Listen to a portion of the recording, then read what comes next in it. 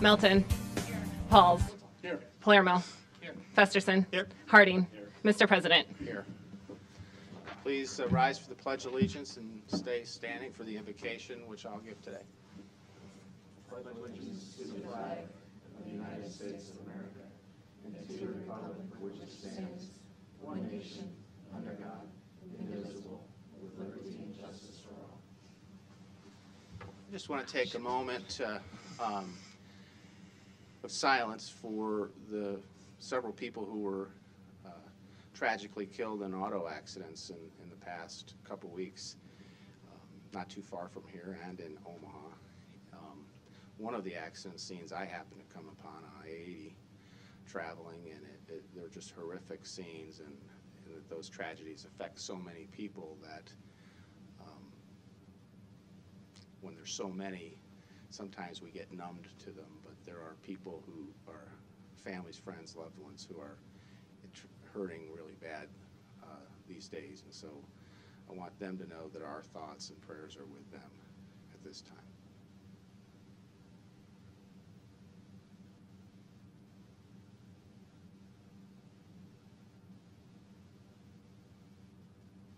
Thank you.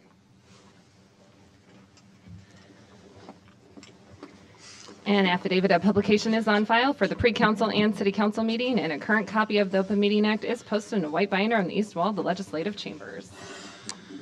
Good afternoon, ladies and gentlemen. Welcome to this meeting of the Omaha City Council. This council thanks you for joining us today. As a courtesy to those in attendance, we ask that you please turn off or silence your phones at this time, and we would recognize the excused absence of the President, Ben Gray. Madam Clerk. Next on the agenda is the proclamation. Council Member Palermo. Thank you. Deb, if you wanted to stand up there so we can embarrass you. Now, I'll read this. Bear with me. It's pretty long. Whereas every year, 12.3 million tourists visit Omaha to experience our world-renowned zoo, our beautiful museums, and our spectacular dining and craft brew scene. They travel to Omaha to visit family and friends, to attend a sporting event, a convention, a concert, or just to get away for a long weekend. And whereas these travelers are making a significant impact on our local economy, spending more than $1.2 billion every year here in our community. And whereas these travelers generate significant tax revenues for federal, state, and local governments, provide essential funding to support local services and programs for our residents, and directly support 17,280 jobs. For our friends and family who work in our community's hotels, attractions, retail, restaurants, and other small businesses. And whereas tourism success locally can be attributed to productive partnerships with industry, business, and governmental leaders who understand its value and support its growth. In fact, on May 9th, which is tomorrow, 2018, Visit Omaha in partnership with Sarpy County Tourism and the Council Bluffs Convention and Visitors Bureau will celebrate frontline tourism employees at the second annual OMA Tourism Awards. And whereas National Tourism Week is celebrated from May 6th through May 12th to bring attention to the industry's significant economic, educational, cultural, and social benefits. Now, therefore, we, the City Council of the City of Omaha, do hereby declare May 6th through May 12th, 2018 as National Tourism Week in Omaha. In witness whereof, we have set our hands and caused the official seal of the City of Omaha to be affixed on this 8th day of May, 2018. Thank you. Ms. Ward. Thank you. Deborah Ward from Visit Omaha 1620 Dodge. Thank you for taking the time to recognize National Tourism Week. I'm said this is the longest thing on the agenda, so I'm just going to make it a little longer. We're very proud of those numbers, but a lot of time those numbers are so huge you can't wrap your arms around them. So I thought I'd take just a moment, less than a minute, to kind of bring those numbers down to earth and show you what tourism really looks like. It's like Catalina Roman. She's the assistant head housekeeper at the Fairfield Inn and Suites downtown, and she's been there since the hotel opened. She's a single mom of 3. When the hotel's busy, she takes more money home to her family. There's Angela Hampton. She's a motor coach operator who works for Arrow Stage Lines. It was her dream to drive a bus and travel the country. Because of all the tourists here in Omaha, she's able to do that and get paid for it. She calls that a bonus. Then there's Julius Nero, the third, who works at bartender at 1912 in Benson. He lost his father 2 years ago, and so he's been supporting his mother. Because of the success of 1912, they bought Burke's Pub and another pub. Julius now works at all of them and has been able to start a bartending business on the side. And so it's those stories. There's 17,280 more. And I'll do that, Liza. Is that okay? We'll make this long now. There's 17,280 other stories just like that. And that shows you really what tourism looks like. All of those friends and neighbors who work in tourism. So thank you again for recognizing it and supporting it. Thank you. Thank you.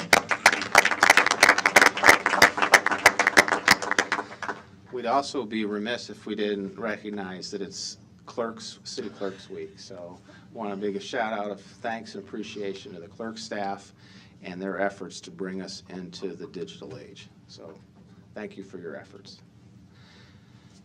Item 6. All right, item 6, a resolution to approve the preliminary plat for Glota Addition located southeast of Blair High Road and McKinley Street. Planning Board and Planning Department recommend approval. Public hearing on item 6 begins at this time. Are there any proponents? Please come down, tell us your name, address, and anything you'd like to add.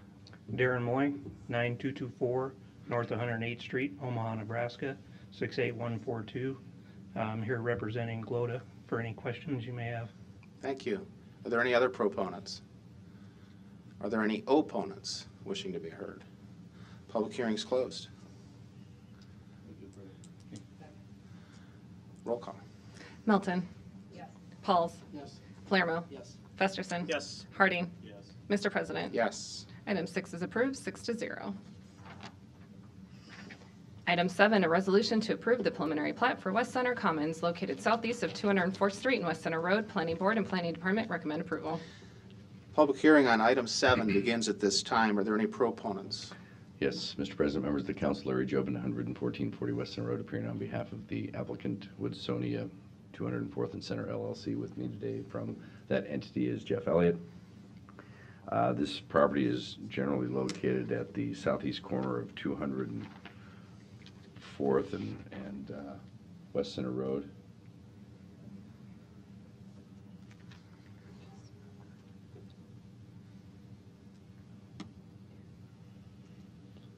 It's kind of a big exhibit, but this is West Center Road here to the north, 204th Street to the west. This is the proposed Haskell Street. The property currently is surrounded entirely by properties that are zoned ag. There is a proposed development coming to the west that you'll probably see. It was submitted to the Planning Department or Planning Board. I think it was on layover for this last month. Then this property over here to the east is the Lanahaw property that's currently undeveloped. And then to the south, you have what's called the Rock Place, which is a property that's zoned ag, but it's more of an industrial type use. It was zoned some time ago, I believe, when it was under the jurisdiction of the county. What's being proposed here are 8 buildable lots and 3 outlots. There's about 36 acres in total on this particular development. Outlot A is for drainage space. Outlot B is currently showing this dedicated right-of-way here along Haskell Street. And then Outlot C is right in this area. It's a detention basin, also provides access to this creek in the back. We are zoning this property from ag to mixed use. This is at this intersection of 204th and West Center Road is a 165-acre mixed-use triangle, so it's the largest triangle that we have for mixed-use areas. If you go around the lots that we have, the Lot 1 is proposed as a C-store. Lots 2, 3, and 4 are proposed retail uses. Lot 5 is shown as a 20,000 square foot office use. Lot 6 is shown as a 20,000 square foot dance studio. And Lot 7 is kind of an interesting use. It's the first of its kind here in Omaha. It has 7,800 square feet of high-end auto sales. So very, very high-end auto sales will take place in this location. And then there's a 69 unit condominium car complex. So it's designed for, I guess, that man cave, if you will, where people store their high-end cars. These are not inexpensive units by any stretch, and Mike Welniak is the developer of that particular use. There's also a 2,200 square foot clubhouse that serves the car condominium complex, and then there's also 5,000 square feet of retail, but this will be a first of its kind in Omaha, I believe. As far as Lot 8, the last one, there are 3 buildings shown here. There's approximately 140 units that are multifamily with about 14,000 square feet on the main level of one of the buildings. The buildings will be 3 to 4 stories in height, meet all the parking requirements, we believe, all the requirements of the Urban Design Code, of course, which really brings me to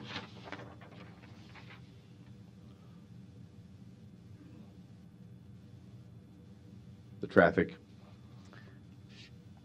And again, access is off of 204th Street, which is Highway 31. You'll note that this entire area from West Center Road, the ramps of West Center Road to this location are controlled access. As you know, under the master plan, typically your full movement intersections are at the quarter mile. In this particular case, because of the close proximity to West Center Road, the only full movement access is at the 3rd mile. And of course, that's been approved by the State Department of Roads. Real quickly, this is the development on the west side of 204th Street. So you'll note that our access lines up with their access to the west. So this is the only access point that will serve not only this property, the subject development, also the Rock Place to the south, and then, of course, eventually Lanaha's property to the east when it gets developed. There, we believe that a traffic signal will be warranted almost immediately, but in any event, the infrastructure for the traffic signal at this intersection will be installed. So all you'll have to do is put up the arms and the actual signals themselves. There are 2 inbound lanes into the site, and there are 3 outbound lanes out of the site. So you'll be able to make a right-hand turn, go straight, and also make a left-hand turn. The southbound turning lane on 204th will be extended pursuant to the traffic study. And then also there'll be a northbound dedicated right turning lane into Haskell Road. The street systems are Haskell Road that goes all the way back and serves the property to the east, as well as the property to the south and the subject development. Then you have 203rd Street and then Spring Street that will also serve the property to the west, or the east, I'm sorry, when it's developed. So what we originally proposed, this configuration of Haskell Street, and you'll notice there's this windy road in, and then Haskell Street kind of bends off and serves the property to the east, and then also the Rock Place to the south. We did meet with the owner of the Rock Place to the south on several occasions, and then of course we had our planning board meeting, and we discussed, what would better serve his property to the south. So what we determined is instead we have this T intersection, if you will, with Haskell Street running east and west, and then of course 203rd Street heading to the north. There is a median that will be installed here, and then he will still his access will not change for his customers. You notice how they'll be able to either turn in and turn right in right away, or make the right-hand turn and turn into his Rock Place immediately. So that access point will not change. There will be a median, obviously, that will have to be extended back here to this location where he can access 203rd Street. Also, in dealing and talking with Ryan Haas at Public Works, there are a number of access points that Public Works will work with this gentleman on as far as accessing this particular street. The street will be publicly dedicated. It will be installed with the use of this sanitary improvement district. The thought is, at this point in time, is that we will not charge him for the improvement of that particular street, but obviously it's a public street and he'll have every right to access it and use it accordingly. And then when and if this property to the south develops into what we would believe is the highest and best use, then they would contribute their half of the street.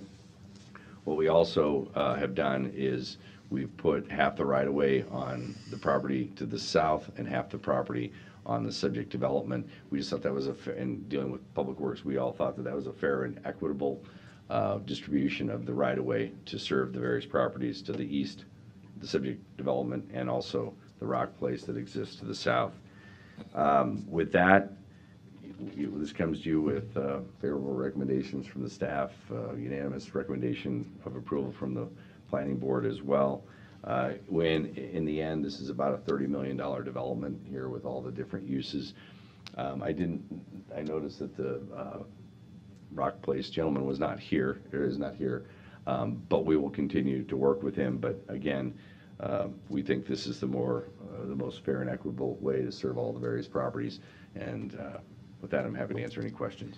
Thank you. Are there any other proponents wishing to be heard? Are there any opponents who wish to be heard? Public hearing is closed. Mr. Harding. Thanks, Mr. President. Mr. Jobin, can you walk me through a little bit? I thought you said the median was, when is the median going in on Haskell?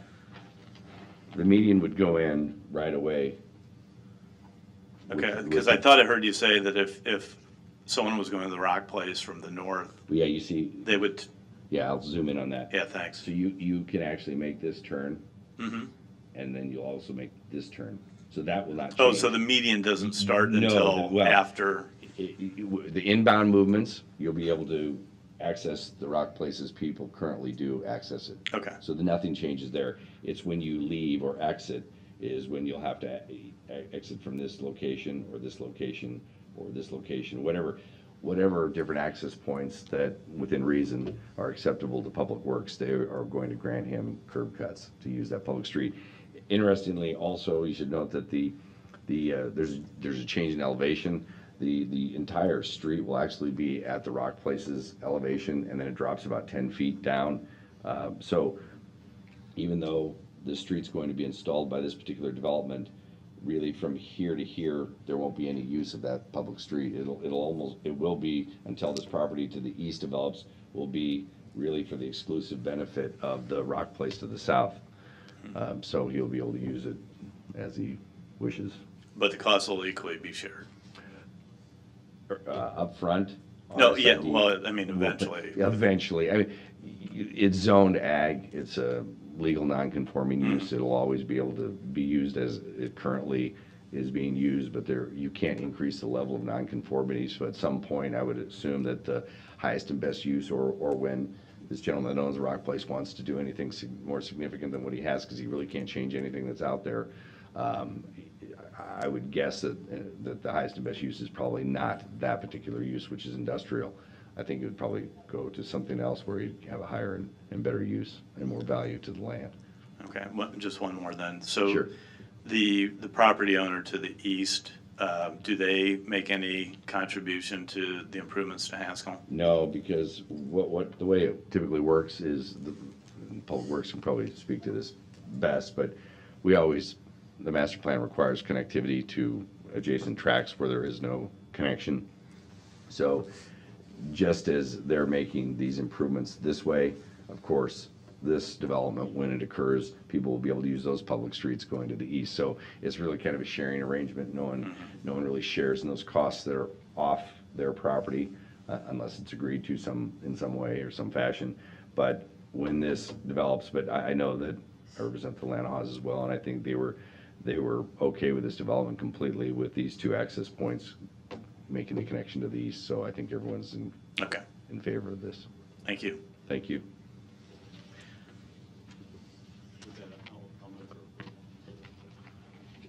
No lights, roll call. Melton. Pauls. Palermo. Yes. Festerson. Yes. Harding. Mr. President, Yes. item 7 is approved, 6-0. Thank you. Item 8, an application to consider a Class K liquor license for South Omaha's Finest LLC, doing business as South Omaha's Finest Tequila Garage, located at 4971 Q Street. The public hearing on item number 8 begins at this time. Are there any proponents? Christina Salda, 5434 South 49th Ave, South Omaha's Finest. Thank you. You're here to answer any questions? Yes. Great. Are there any other proponents? Are there any opponents? Public hearing is closed. Second, roll call. Melton. Pauls. Yes. Palermo. Festerson. Yes. Harding. Mr. President. Yes. Item 8 is approved, 6-0. Thank you. Good luck. Item 9, a resolution to grant approval to EHPV Lottery Services to operate a Big Red Keno satellite location at Legends Patio Grill and Bar located at 6920 Pacific Street. A's communication in opposition. The public hearing on item 9 begins at this time. Are there any proponents? Yes, Mr. President, members of the council, my name is Katrina Coffey. I'm Vice President of Marketing for Big Red Keno. We're located at 11248 John Galt Boulevard. I have with me today the owner of Legends, and we'd be happy to answer any questions you might have. Thank you. Are there any other proponents? Are there any opponents? Public hearing is closed. Roll call. Melton. Pauls. Yes. Palermo. Festerson. Yes. Harding. Mr. President. Yes. Item 9 is approved, 6-0. Thank you. Consent agenda. Any member of the city council may cause any item placed on the consent agenda to be removed. Items removed from the consent agenda shall be taken up by the city council immediately following the consent agenda in the order in which they were removed unless otherwise provided by the city council rules of order. Public hearings on agenda items 10 and 11 were held on May 1, 2018. Motion approved. Roll call. Melton. Pauls. Yes. Palermo. Yes. Festerson. Yes. Harding. Mr. President. Yes. Items 10 and 11 are approved, 6-0.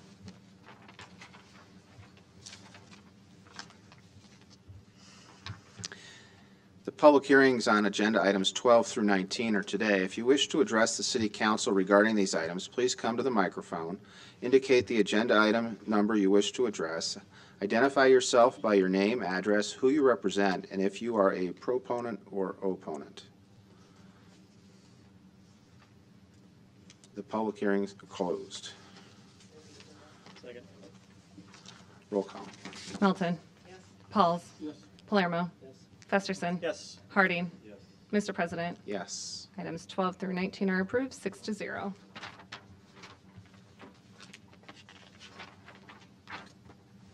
Item 20, an ordinance to designate the Grand Theater Building located southwest of 16th and Binney Streets as a landmark. Planning Board and Planning Department recommend approval.